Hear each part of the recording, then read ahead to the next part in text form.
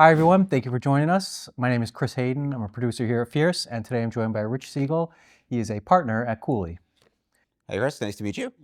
Pleasure to be here. I represent high growth companies, investment banks, and institutional investors in IPOs, other go public transactions, and then raising capital as public companies. That's excellent. And remind me, I did do my research, but I want to say, where were you before Cooley? I was at another firm that will remain unnamed in Boston for many Okay. years. Okay. Yeah. So how long have you been at Cooley for? 11 now. Okay, that's what I thought. Yeah, Yeah, you've been there for quite some time. Yeah. So that's congratulations. That's Yeah. great. Well, quite a long tenure. I like it. I don't want to go anywhere else. Good. That's fantastic. So we'll just start things off here, Rich. And could you set the stage for us by describing kind of how you see the industry evolving, where your team, and where your team is kind of most focused in driving innovation? I think there's a lot of, ways in which the market dynamics have changed over time. We went through COVID, we came out of COVID. I think execution of deals and the pace at which deals happens has changed, a lot as a result of that, and regressed maybe a little bit, but sort of come to a really nice hybrid place. But to me, when I look at the industry more broadly, I think what's going on in China right now is just super interesting. And I think there's some who are pessimistic about how that ultimately plays for U.S. biotech industry. And I think it's just going to require some adaptation, but I think we're going to be seeing a different playbook. I think we're going to be seeing more assets developed in China. I think that's going to change how early stage development looks, how the funding landscape looks. But with change, there's opportunity, and I think there's going to be some cool new things that come out of this. And so, an interesting time, but to me, that's sort of the big macro trend that I'm most focused on. Yeah, you're the first person to mention that. It's interesting, and that is what a huge piece in the puzzle China represents. So I think that's fascinating. So, just kind of moving forward a little bit, like what should companies be doing when contemplating a go public transaction, even if it's not imminent? I think it's getting ready. The reality of being a public company is it happens immediately. There's no phase in time after you ring the bell. So you've got to have all your systems and processes and people in place, and it takes time to build all of that. So starting early on that. I think the other thing is planning for optionality and building in optionality.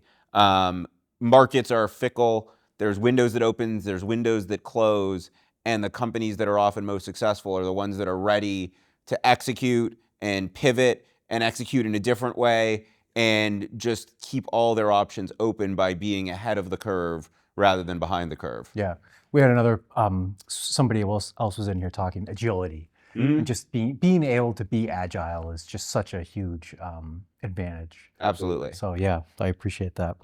So again, kind of building on that a little bit, but how can companies best leverage outside advisors to help make the process easier?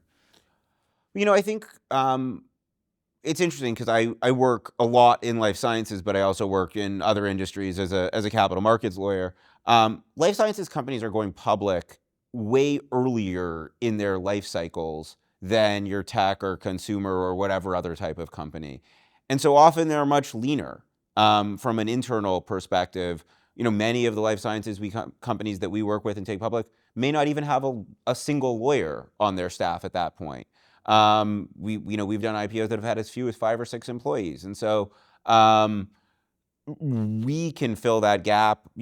External finance advisors can fill that gap. There is supplemental help available to make this doable even for the smallest, leanest internal team. And that's something that, we really enjoy doing, getting in the weeds. We can be, as zoomed out as you want us to be if you've got a robust internal team and are sort of handling a lot of things yourselves and call on outside counsel as needed. But we can also be with you day to day, in-house general counsel or outside general counsel effectively, working on all sorts of issues. And so I think particularly for companies who are moving fast and growing fast and really looking to put the resources, especially in the early stages, into the preclinical and clinical development, into the stuff that's going to make a difference for patients, not on all the G&A, even though, as I said earlier, you need the G&A to be a public company. And so let us be the G&A, let your outsourced financial advisors be the G&A, don't build that function necessarily before you need it, and let us help. Yeah, I like that. Now let me ask you this. This will be a hard question for you, I think, but if you were, everybody's going to be leaving here Thursday. If you were able to give everybody one kind of walking away piece of advice or insight, what would that be?